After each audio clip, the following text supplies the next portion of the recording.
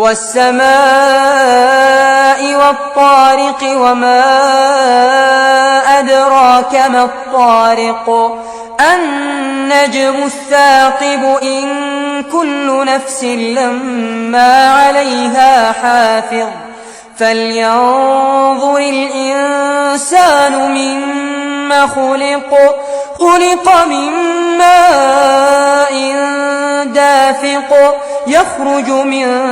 بين الصلب والترائب إنه على رجعه لقادر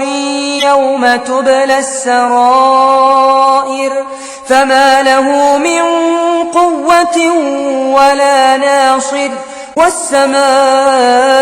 ذات الرجع والأرض ذات الصدع إنه